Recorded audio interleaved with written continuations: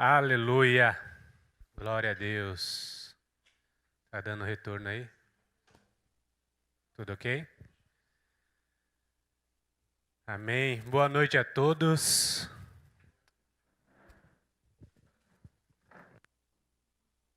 Glória a Deus.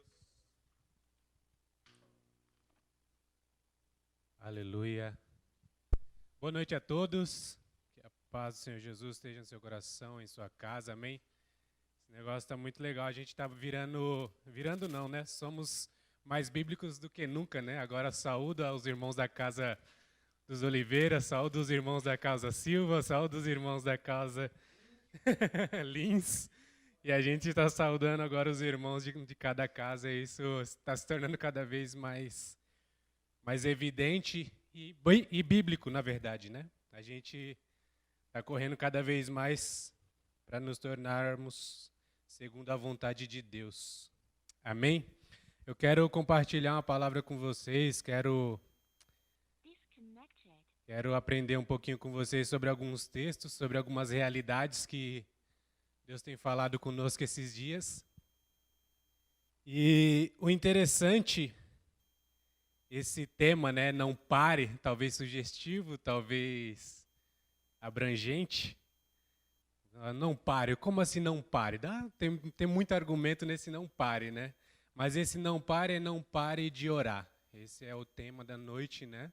Não pare, eu vou falar não pare de orar. Talvez poderia falar de outra coisa, talvez em uma outra oportunidade, mas hoje é não pare de orar. Eu quero compartilhar algumas realidades sobre isso. O que Deus quer falar conosco por meio disso.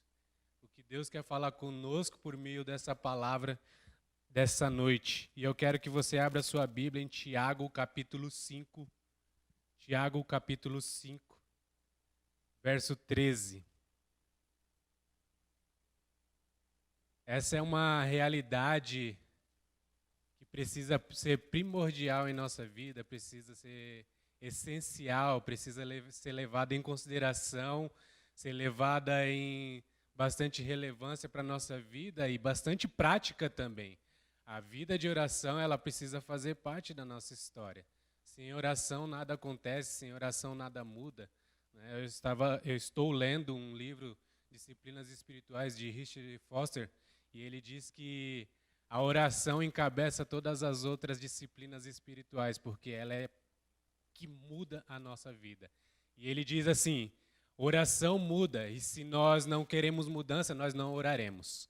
Então, o grande detalhe agora é, nós estamos querendo mudança? Estamos querendo de fato que Deus mude a gente e transforme o nosso coração? Se é um sim da sua parte, se é um sim da nossa parte, então precisamos correr para esse caminho de oração. Precisamos aprender o que Deus quer falar conosco por meio do relacionamento. E relacionamento precisa haver a oração nesse sentido, amém? Versículo 13 do capítulo 5 de Tiago diz assim, ó, alguns de vocês está passando por dificuldade? Então ore. Alguém está feliz? Cante louvores. Alguns de vocês estão passando dificuldades? Ore. Essa primeira parte é essencial e eu quero que você já pule para o versículo 17, que diz assim, Elias era homem sujeito, ou era humano como nós, e no entanto, quando orou insistentemente para que não caísse chuva, não choveu durante 3 anos e meio. Então ele orou outra vez e o céu enviou chuva e a terra começou a produzir suas colheitas. Uau! Uau, esse cara é incrível. Quando a gente fala de Elias, algo já desperta no nosso coração. Talvez você escutou alguma hora alguém em algum momento falar desse Elias, né? Esse Elias foi um cara referência como profeta, referência como homem de Deus. Ele está descrito em várias ocasiões da Bíblia, ele está descrito em várias ocasiões, não só no Velho Testamento, mas também no Novo Testamento. Então ele é relevante para toda a história e ele também será relevante para a nossa realidade de hoje sobre esse tema. E o interessante, se você voltar um pouquinho na história, e precisamos voltar um pouquinho para depois chegar até aqui, né? Tiago está falando e ele já está dando uma clareza, ele está sendo muito incisivo, ele está sendo muito sucinto com a palavra que Elias fez, que Elias orou. Parece ser somente aquilo. E não é somente aquilo. Precisamos olhar agora a história de Elias, para depois chegar nessa clareza que Tiago tem. Tiago está falando de uma coisa que ele já tem clareza, ele já leu, ele já sabe desse homem. E agora a gente também precisa saber um pouquinho, conhecer um pouquinho da história desse homem para poder fazer sentido a nós nos dias de hoje. Então, 1 Reis, capítulo 17, vai falar desse homem. Vai falar que no reinado de Acabe, Elias surgiu, né? A gente não tem muitos relatos de quem foi mãe, de quem foi pai de Elias. A gente não tem relatos como é que foi a sua infância, mas a história mostra que ele surge no capítulo 17 de 1 Reis, e o que é interessante, ele já surge diante de uma situação muito precária daquele tempo. Israel está vivendo uma realidade ruim, vivendo debaixo de vários governos, de várias lideranças que são uma pior que a outra, na verdade, né? Então, o pai de Acabe, a gente vai ler alguns capítulos anteriores, vai falar que ele foi muito ruim, e alguns reis vai ser dito assim na palavra do Senhor, e fez o que era mal aos olhos do Senhor. E fulano fez o que era mal aos olhos do Senhor, e não agradou o Senhor. Então, vários reis, vários monarcas, vários líderes ali, vêm dessa sequência de ruindade, de mal que era. E aí, quando chega no pai de Acabe, que é Onri, ele também fez muito mal, e aí a Bíblia vai dizer que ele foi pior do que os seus antepassados. Os caras eram ruins. Aí o que veio ficou pior. Quer dizer, estava bom. Não estava tão bom assim. Parece que piorou. Mas é mais ou menos isso que está acontecendo. Se você ler a história dos reis, se você ler os capítulos ali de 1 Reis, é isso que está acontecendo. E aí Orim consegue ser pior do que os seus antepassados. Então fica o seu sucessor agora, Acabe. Então Acabe é o sucessor de seu pai e ele é pior do que o seu pai. Ele consegue piorar a situação. Como assim piorar a situação? Ele só não fez coisas ruins de mal aos olhos do Senhor, como também ele casou com Jezabel. E Jezabel era filha de Etbaal, que era um deus pagão, um deus que depois a gente vai ver a história dele, o que acontece com ele, né? Então, olha só a desgraça que Acabe entra, e ele levanta postes ídolos, ele faz das coisas que, se você imaginar, nós imaginamos piores, né? Então, isso tudo desagrada a Deus, tudo isso é ruim. E Elias surge no meio de toda essa história, no meio dessa bagunça toda, como um profeta, como uma direção de Deus, como alguém que vai falar e precisa falar da verdade de Deus, mas em meio a um mundo corrompido, em meio a uma realidade corrompida, é um grande desafio.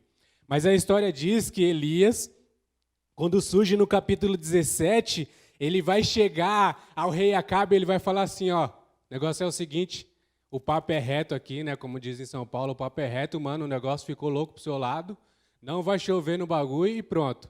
Essa é uma linguagem paulista, tá? Mas não vai chover, cara, não vai chover. Tchau, tô vazando, viu? E ele sai, ele vai embora, Deus fala com ele, tchau, sai daí porque vai ficar feio pro seu lado, né? Mais ou menos isso, a gente trazendo para a nossa realidade. Sai daí, Elias, porque vai ficar ruim para você. E ele sai dali. Ele diz que não vai chover, Acabe, talvez olhe para ele e dê uma risadinha de canto de boca assim. Mais um aí falando besteira. Mais um profeta doido, né? Porque todo profeta é considerado louco, todo profeta é considerado sem juízo, né? Mas vamos ver se Elias era sem juízo nesse sentido. Não era. Acredito que não. Mas vamos ver. E aí Deus fala para ele, ó, vai para o riacho de Querite. Vai lá para o riacho de Querite. E lá, olha a trajetória de Elias, é sensacional. Vai para o riacho de Querite e lá eu vou alimentar você. Como é que eu vou te alimentar? Eu vou enviar corvos para te alimentar. Isso é incrível. Os corvos, eles levam comida, levam pão e levam carne para Elias. Elias está suave, hein?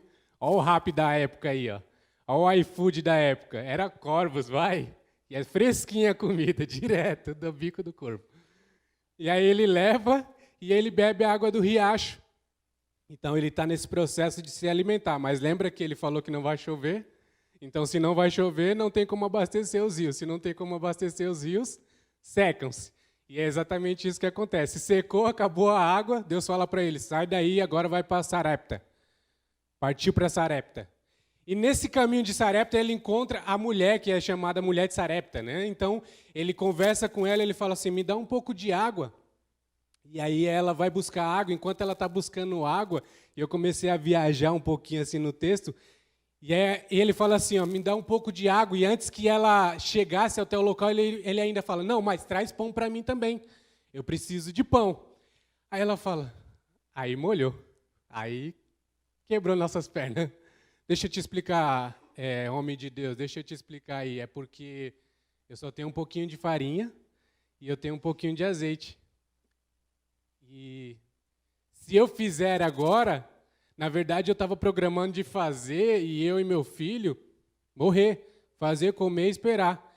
Ela estava naquela canção já antecipada do Raul Seixas. Eu vou comer e vou ficar com a boca aberta esperando a morte chegar. Não sei se vocês lembram, talvez não seja do seu tempo, né? Mas, mas ela ia estar desse jeito, ela estaria nessa posição, estaria de boca aberta esperando a morte chegar.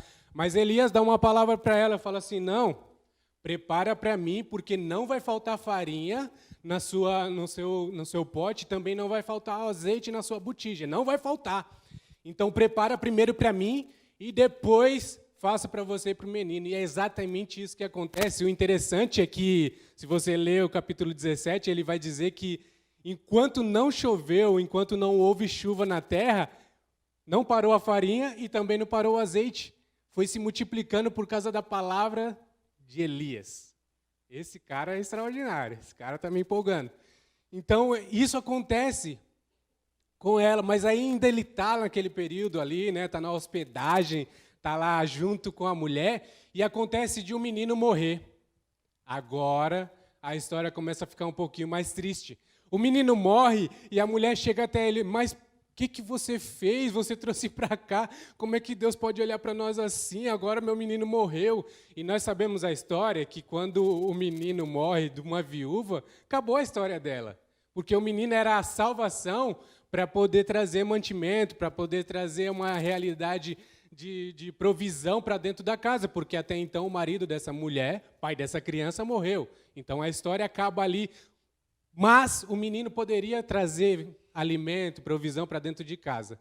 Mas agora o menino morre, aí quebrou todas as expectativas dessa mulher. Então ela chega até o profeta Elias e fala, o que você fez? O que Deus está olhando para nós desse jeito? Já não está bom. E agora parece que piorou?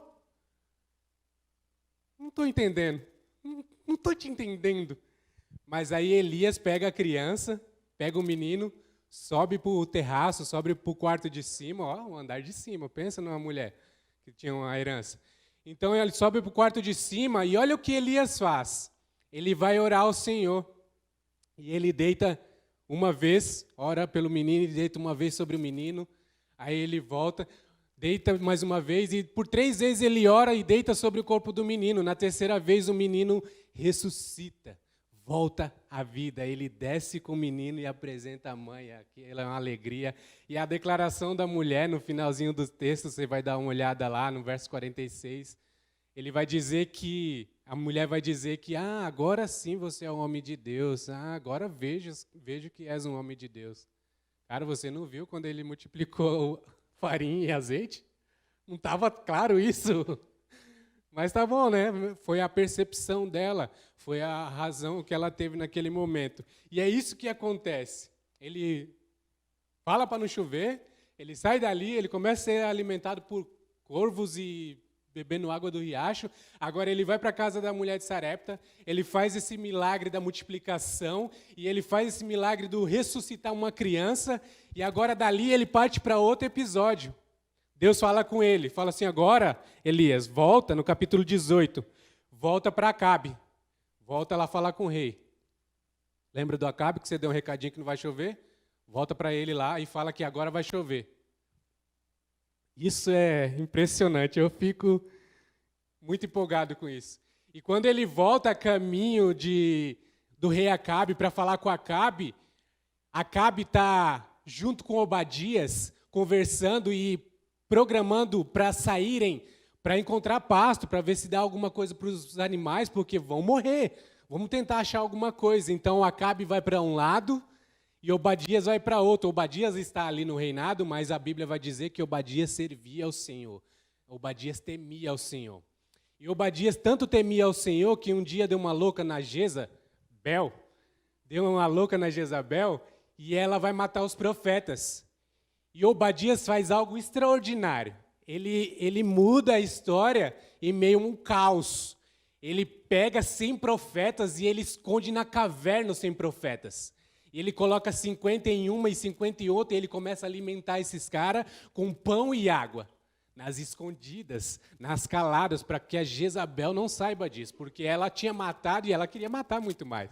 A mulher era a expressão do demônio, assim, para não falar muita coisa dela, né? A mulher era terrível, terrível, muito usada por Satanás. Acho que o Satanás nem queria mais usar ela estava usando Satanás. Então, essa é a realidade que está acontecendo ali. Essa é a realidade que está acontecendo nesse episódio. E aí, quando Elias está se aproximando, Obadias olha, e Obadias se admira, e ele corre adiante, e ele se prostra. E aí eu dei risada nessa parte, aí é um particular meu, e ele se prostra diante de Elias, e ele fala assim, é você mesmo, Elias? Se fosse na linguagem dos dias de hoje, aqui no Recife, não, sou o Bozo.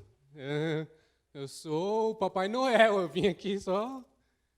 Mas foi Elias, ele fala assim, sim, sou eu. E aí ele fala assim, vai a Acabe, Obadias, e avisa que eu estou aqui. Avisa que eu cheguei. Obadias fala assim, pelo amor de Deus, o que você vai fazer aqui? Você quer me matar? A gente mal se conhece e você já quer me aprontar uma dessa. Se eu for falar para Acabe que você está aqui, você vai sumir. Porque você sempre fez isso aí. De vez em quando você sumia. Você tem um pozinho ninja aí do Jeová, que você some. Porque, sabe, essa é uma conversa e eu vou tentar trazer para a gente compreender. E aí Obadias fala assim, porque se você não sabe, seu Elias, você está sendo procurado há muito tempo por Acabe. Ele já foi em vários lugares, mas não te achou. E agora, quem garante que eu vou lá falar com ele e quando eu voltar você vai estar aqui? E se você não tiver, eu estou fora nessa história. Aí eu que morro. Então, não faça isso não. Ele, não, pode. Joga no pai. Eu garanto, pode ir lá. Vai lá que eu garanto. E é isso que ele faz. Aí ele vai avisar, só que Elias não foge dessa vez. Elias não some, não joga o pozinho no chão e dá aquele papel ninja, né, que a gente vê nos filmes, não. E ele vai exatamente até Acabe. E aí acontece a épica, né, da Bíblia que a gente tanto conhece, né? Então ele vai avisar, aí ele marca uma reunião. Olha Elias aí. Ele marca uma reunião com Acabe e seus profetas. 400 profetas de Baal e 400 profetas de Acera, ou Acerá. Então, se será, eu não sei. Sei que vai acabar. Essa foi boa, hein?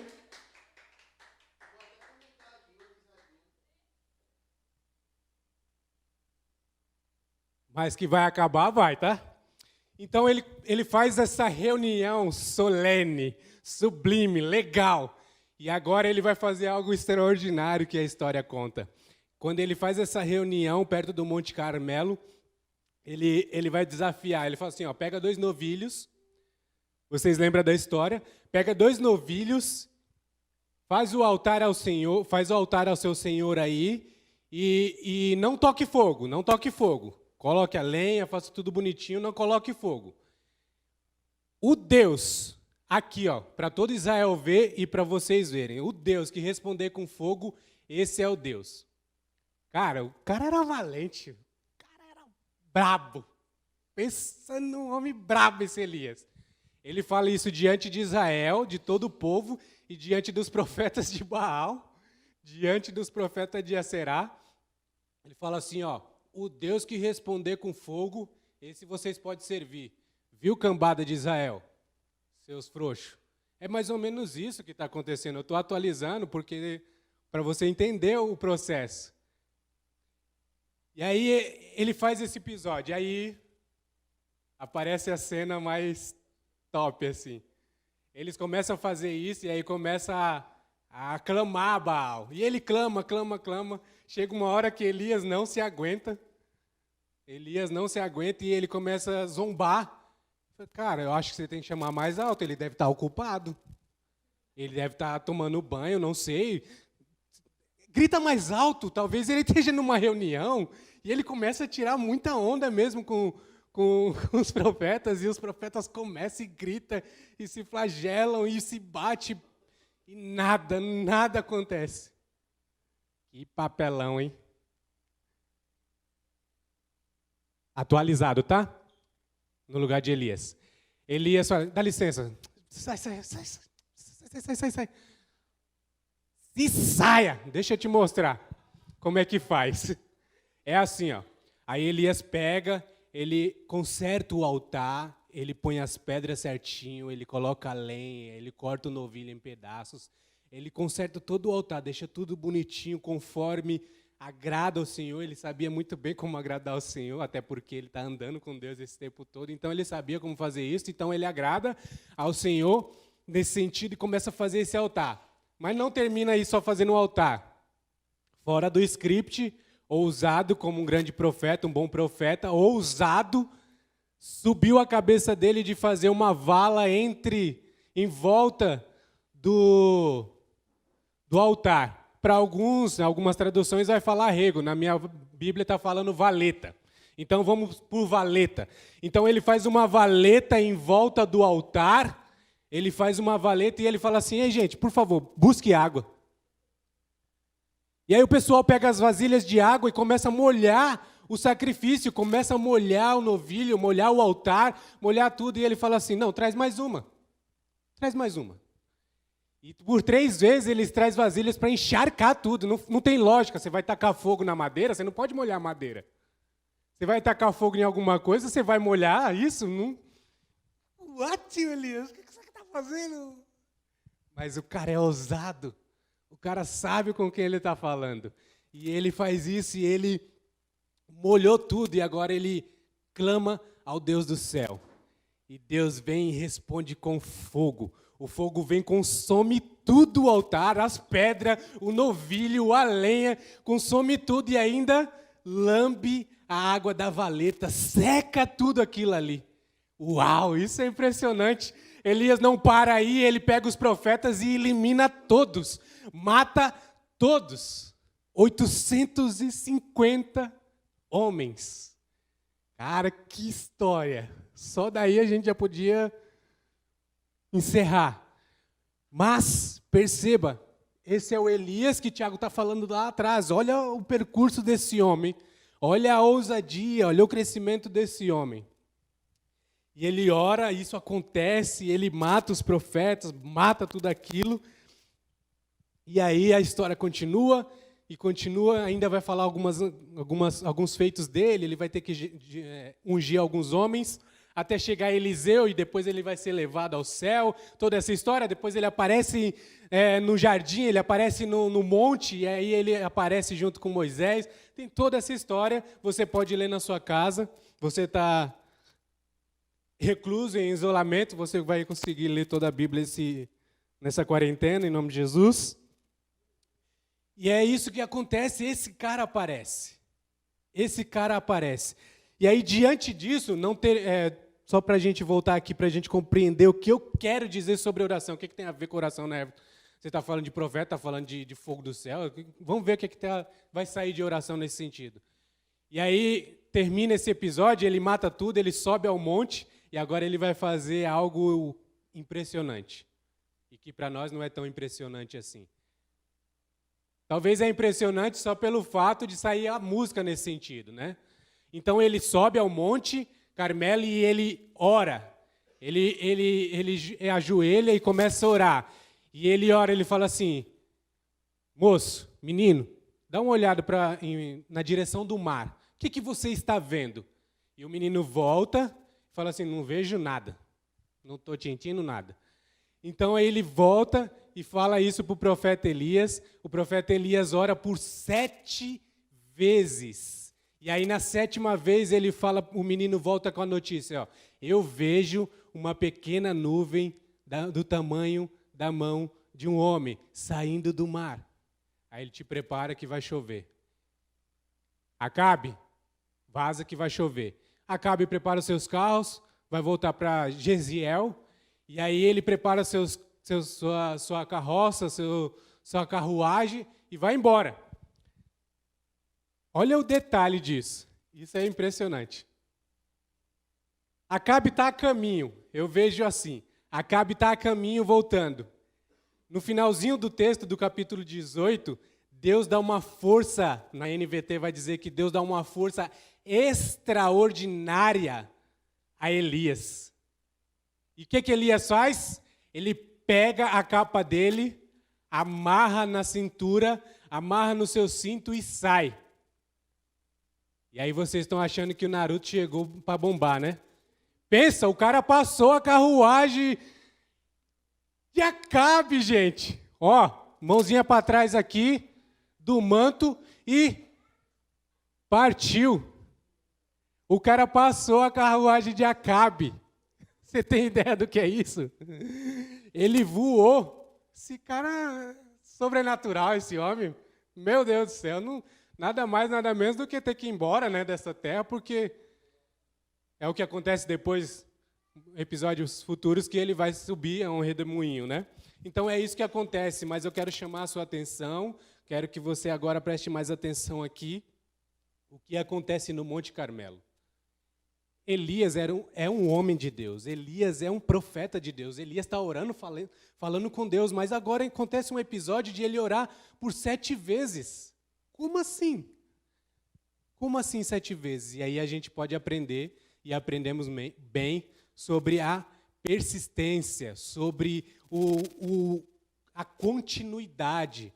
E ontem, quem esteve na live, quem esteve na reunião de oração, percebeu que o pastor, em poucos minutos, falou de um texto de Lucas, capítulo 18. E o texto está contando de uma parábola do juiz e da viúva que fica importunando, e o primeiro versículo é um versículo top.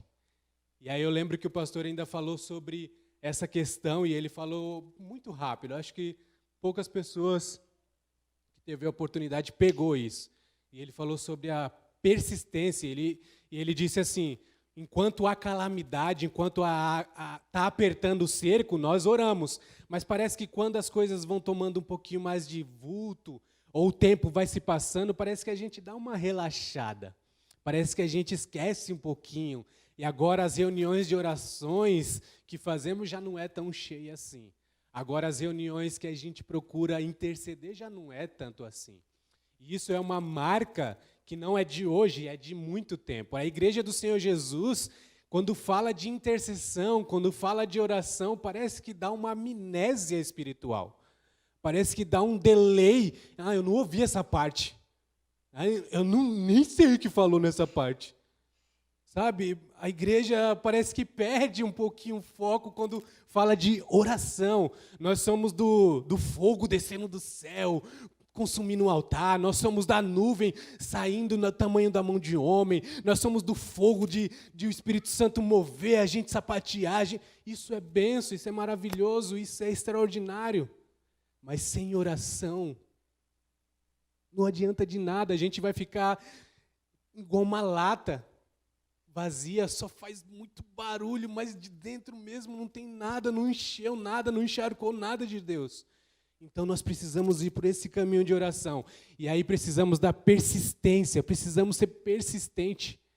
Tem uma realidade na nossa geração, e infelizmente eu falo isso com muita dor no coração. Nós, como Igreja do Senhor Jesus, nós falhamos muito em vários aspectos. Mas tem esse aspecto que a gente falha muito, a gente deixa a oração para segundo plano. A gente deixa de orar por qualquer outra coisa. A gente deixa de orar por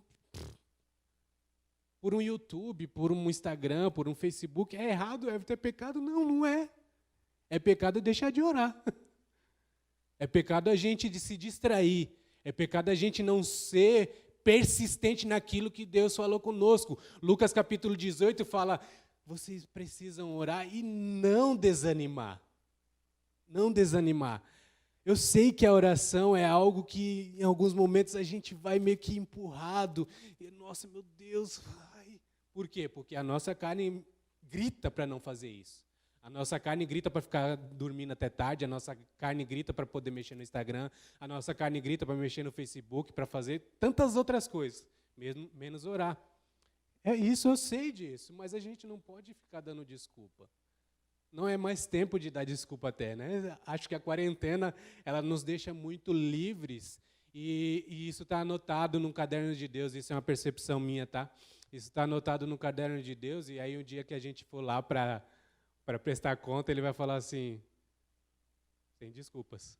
Olha aqui, ó, quarentena aqui, você tinha tempo de sobra. Você falou que aqui você trabalhava, aqui você levava criança na escola, aqui você fazia faculdade, aqui você fazia isso, e agora essa quarentena aqui foi o que você mais teve de tempo, praticamente. Acho que sua vida inteira não teve tanto tempo que nem teve aqui. Agora você não pode dar desculpa desse período aqui.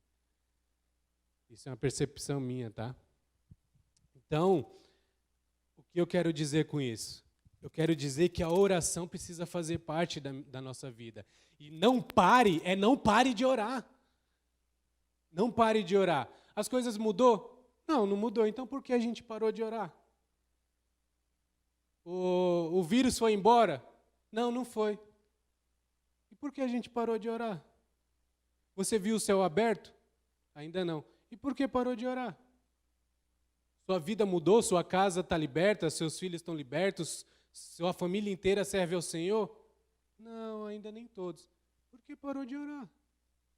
Por que paramos de orar? Por que desanimamos? Se é uma disciplina tão essencial na nossa vida. Uma certa feita eu falei isso para um dos discípulos meus, e eu falei que duas coisas é como se fosse duas asas para um pássaro. E duas coisas são parecidas com essas asas para nós, que é a oração e leitura da palavra. Você não vai ver um pássaro tentando voar com uma asa só. Você não vai ver um pássaro tentando voar com uma única asa. Ah, eu estou voando com a asa da Bíblia aqui. Não, você vai ficar em círculos. Não, eu estou voando aqui com a asa da oração, mas a outra não está batendo. Ela não vai subir, não vai ter voo, não vai conseguir atingir o alvo. Então nós precisamos de oração, precisamos de leitura, precisamos de oração. Esse é o desejo de Deus para as nossas vidas. E por meio da oração, e ser persistente. E aí eu quero dar alguns textos, né? Talvez eu falando, você fala assim, falando é uma coisa, agora vamos ver o que a Bíblia está falando, né? Então, eu já falei de Lucas capítulo 18, verso 1, para você anotar na sua casa, diz assim, ó, Jesus contou aos seus discípulos uma parábola para mostrar-lhe que deviam orar sempre e nunca. Orar sempre e nunca desanimar. Essa palavra nunca no original é nunca. É nunca, exatamente. Então é nunca, não tem como parar. Até que Jesus volte, a gente precisa orar. Quando ele voltar e ele findar tudo isso, ele transformar o nosso corpo em corpo de glória e a gente ter que ir para o céu, aí sim ele fala assim, agora vocês podem parar de orar. Mas enquanto ele não falou para a gente parar de orar, não é porque a gente deve parar. Simples assim, tá bom? Segundo texto, para você anotar aí, já que você está com um caderno e caneta na mão, está em Filipenses capítulo 4, verso 6, que diz assim, não vivam preocupados com coisa alguma, em vez disso, orem a Deus, pedindo aquilo que precisam e agradecendo-lhe por tudo que Ele já fez. Instruções de Paulo. E olha que esse cara está preso falando isso, viu? Está preso. Antes desses versículos aqui, ele vai falar, alegre-se no Senhor. Outra vez eu digo, alegre-se no Senhor. É um cara que está preso, tá? Como é que o cara está falando? Olha, presta atenção. Outro versículo, Efésios capítulo 6, verso 18, diz assim, orem no Espírito em todos os momentos e ocasiões, permaneçam atentos e sejam persistentes. persistentes em suas orações por todo o povo santo. Outra recomendação. A gente vai ficar a noite toda para falar de vários textos sobre oração e a gente não vai vencer. Porque é um tema primordial, é um tema essencial para a nossa vida. Precisamos disso. Outro texto, para fim de anotação também, está em Abacuque, capítulo 3, verso 18. Talvez você conheça a oração de Abacuque, né? Ele vai dar várias declarações diante da sua oração, e aí no finalzinho, que fica épico, virou canção, ele fala: ainda que a figueira não floresça, ainda que não haja fruto na vide, e o fruto da oliveira minta. O que ele termina? Vou desanimar. Deu de história. É isso que ele termina o texto? Não, ele fala assim: ainda me alegrarei no Deus da minha salvação. Ai, Deus. Vamos seguir. Próximo texto, anote aí, você que está anotando. Colossenses capítulo 4, verso 2, diz assim, ó: dedique-se à oração com a mente alerta e o coração agradecido. Meu Deus! Meu Deus! Outro, Atos capítulo 2. O Atos 2, tão conhecido, né? O dia de Pentecoste. É isso mesmo, Luísa. Atos capítulo 2, verso 42. Todos se dedicavam de coração ao ensino dos apóstolos, à comunhão e ao partir do pão e às orações. Comunhão, partir do pão. Isso é bom, a gente sabe. Como crente, pão é sensacional. Sempre faz parte da nossa vida. Sempre é bom a gente poder sair, mas aí acontece desse caso, se saia, viu, esse negócio aí, não deixa a gente sair para a gente ir na padaria comprar pão, para a gente comer pão com pão. Então não deixa. Mas a gente sempre termina nossas comunhões comendo. Isso é importante?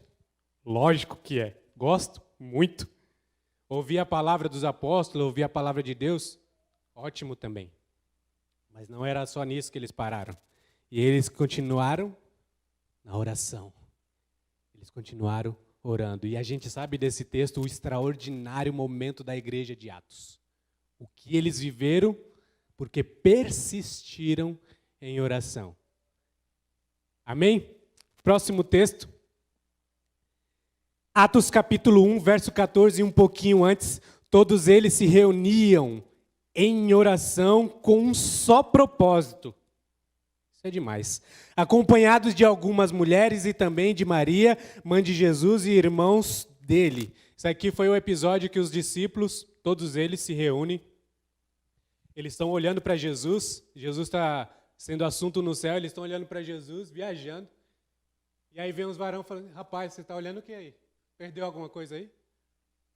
Não, é Jesus, está aí. Jesus, Jesus, Jesus. Não. Esse mesmo que vocês estão vendo subir, ele mesmo voltará. E aí qual que tinha sido a ordem de Jesus? Vai para Jerusalém, vai esperar lá, que o negócio vai ferver lá. O negócio vai pegar fogo lá. Fique esperto. E aí eles agora se reúnem. Ah, não, agora eles falou, vamos sentar, opa, de boa. Jesus falou, vai acontecer. Tá tranquilo, tá suave. Vou ficar aqui no Instagram aqui. Vamos cantar uma musiquinha. Não. Eles se reuniram e foram orar. Foram ter tempo de oração. Foram se reunir no propósito, no único propósito. A oração no único propósito. E como igreja do Senhor Jesus, aqui fica um alerta para nós. Como igreja do Senhor Jesus, a gente não pode orar. Eu estou orando para puxar desse lado e o outro está orando para puxar daquele lado. Não vai dar certo. A unidade não é isso. Precisamos orar com um único propósito. A igreja do Senhor Jesus precisa orar. E orar com um único propósito. Não é entre A e B. Hoje, graças a Deus, eu falo graças a Deus, não é placa. Não, a placa hoje não está valendo de nada. Mas o corpo de Cristo precisa se unir com um único propósito. Com um único propósito. E aí, para fechar esses textos, para não ficar nas minhas palavras, só esses textos, né, algo por enquanto. Tessalonicenses, no 1 de Tessalonicenses, no capítulo 5 e no versículo 17, nunca deixem de orar. Nunca deixem de orar. E fica a minha dica. Elias persistiu.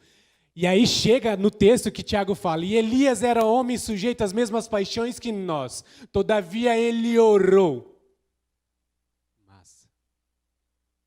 Mas esse cara que orou foi o mesmo cara que foi persistente, em várias ocasiões. Eu mostrei 2, que ele teve que orar por 3 vezes em cima da criança. Eu mostrei uma outra que ele teve que orar 7 vezes para ele ver o milagre da chuva voltar. Eu falei de 2. Mas toda a Bíblia vem falando sobre persistência na oração.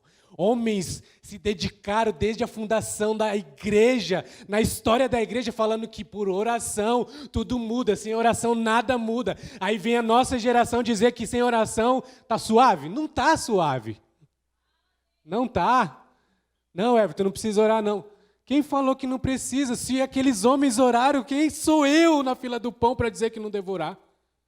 Se os meus pais espirituais, se alguns homens que eu olho para a Bíblia, se o próprio Jesus disse, cara, vocês precisam orar, quando ele está no monte e eles falam, discípulos, vocês, filhos, fica aqui, ó, eu vou ali mais um pouquinho, eu vou orar. Quando ele volta, os caras estão dormindo, cara, vocês não podem vigiar um pouquinho, orar um pouco, uma hora sequer. Cara, se Jesus todo o tempo ele estava falando, e todo o tempo ele não só falava, mas ele tinha exemplo da sua própria vida. Os discípulos procuravam Jesus e aí, cadê Jesus? Sumiu de novo, rapaz, sumiu de novo. Onde que ele está? Está orando. Jesus some no meio da madrugada, o que Jesus está fazendo? Foi no banheiro, não, foi nada. Está orando. Se Jesus, né, como a gente fala, se Jesus, o mestre, o bom pastor, o nosso amado que veio em carne, se desfez, sentiu dor na sua própria carne, ele dedicou tempo de oração, ele dedicou tempo de oração com Deus, conversando com o Pai, querendo saber o que Deus está promovendo para aquele tempo, para aquela hora, para aquela exata ocasião e para aquelas pessoas. Quem sou eu na fila do pão? Quem somos nós para não orar? Então eu quero insistir isso. Elias era homem sujeito às mesmas paixões que nós. Isso é uma declaração de Tiago para dizer assim, cara, ele teve tanto problema quanto você teve. E a prova é que Elias teve vários problemas. Depois que acontece esse episódio, Jezabel, a Jeza, vai ameaçar ele. Vou matar você. Nesse exato momento, essa hora, pode marcar. Eu mato você, rapaz. O que ele faz? Duvido. Não, ele foge. Foge, vai para a caverna. E aí ele começa a fazer declaração, eu não sou digno. Ai, meu Deus do céu. E aí você sabe da história. E Deus vai falar com ele. E acontece toda aquela história novamente, que até a pastora também pregou aqui. Então, é a prova que Elias era homem sujeito às mesmas paixões, era humano como nós, mas o diferencial de Elias era o que ele orava. E qual é o nosso diferencial? É a oração. Tudo vai mudar por meio da oração. Tudo vai mudar, Everton? Tudo vai mudar. Everton, e agora? O que eu faço? Eu vou ter que ficar 3 horas, 4 horas no meu quarto? Não. Não prometa fazer uma coisa que você não vai conseguir fazer agora. Mas vai passo a passo. O Richard Foster, que eu falei aqui no início, ele faz algumas declarações sobre a oração, ele vai falar que orar é como alongar o músculo. É como fazer um alongamento. Então você vai alongando e aos poucos você vai dando carga àquele músculo. Primeiro você alonga, período curto. Você não vai para a academia para você alongar 50 minutos, para você malhar 5 minutos.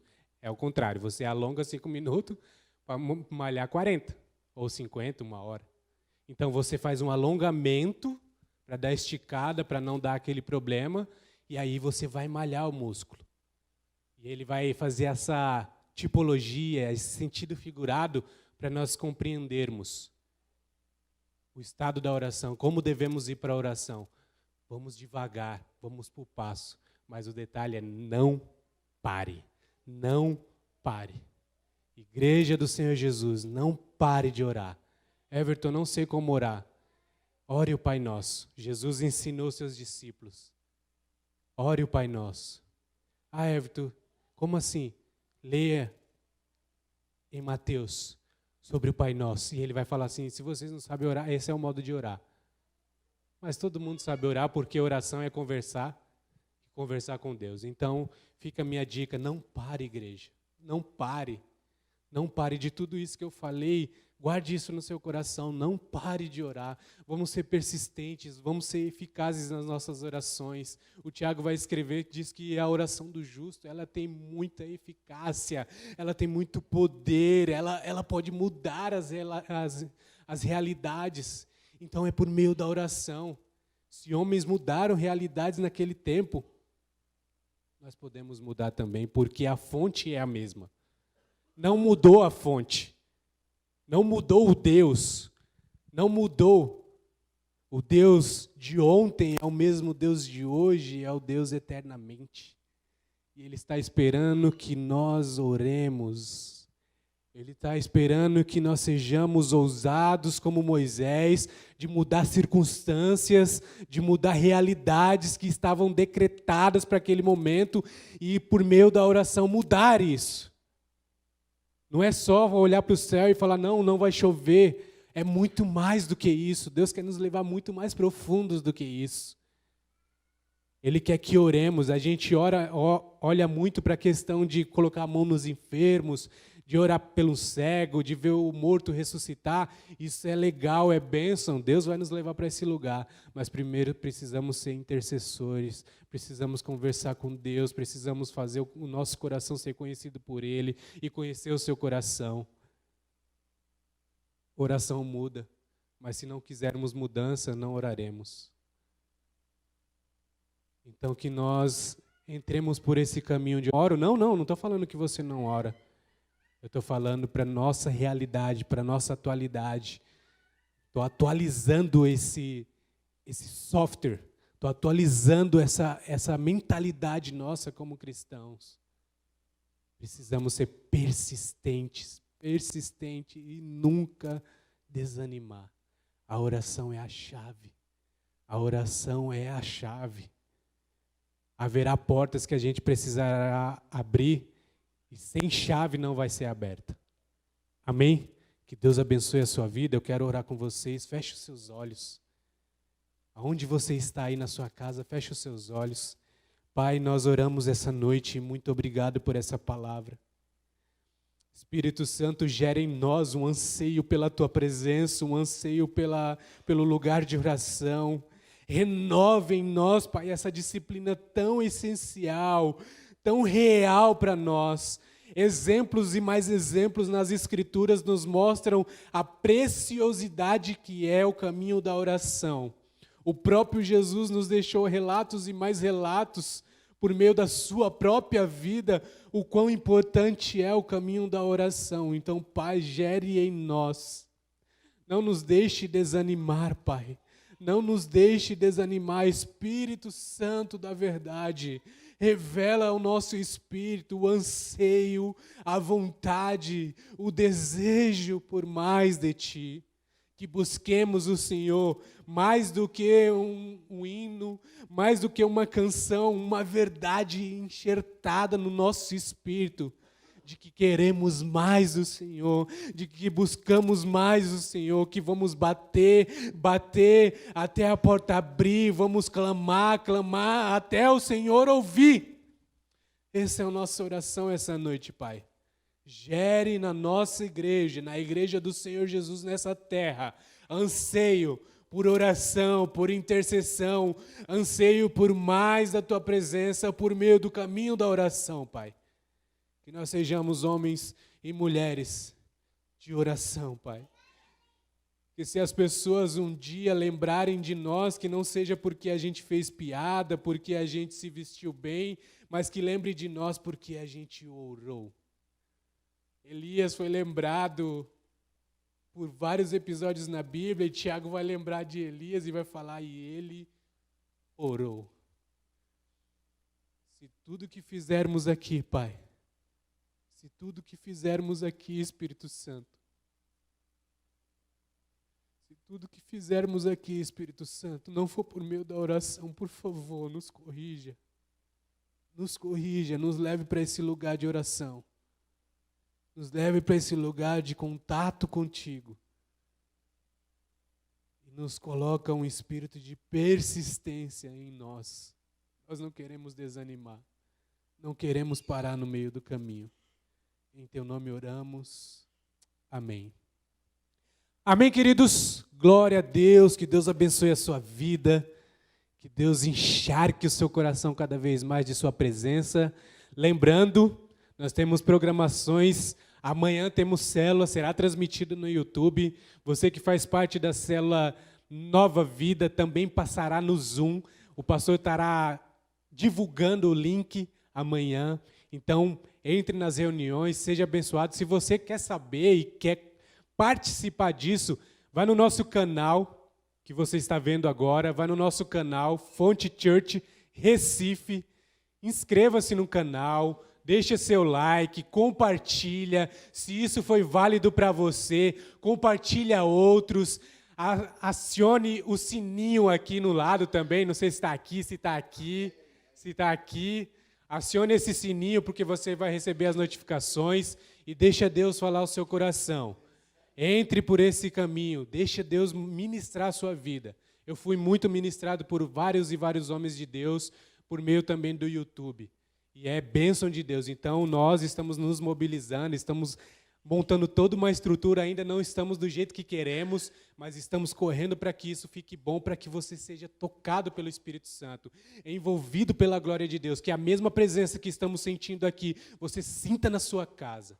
Então, fique atento a todas as nossas programações, as nossas redes, e teremos também culto na quinta-feira, teremos célula na quinta-feira, célula resgate, teremos o culto familiar na sexta-feira, a folhinha está sendo entregue nos grupos, está sendo bênção de Deus, aproveite o tempo para ser ministrado pela palavra e também para ministrar a sua família. Também temos culto no domingo às 18 horas, está sendo precioso esse tempo também. Nos acompanhe nas redes sociais, nos siga também no Instagram, Fonte Recife, e será a bênção do Senhor para a sua vida. Amém? Fica na paz do Senhor Jesus e uma ótima noite.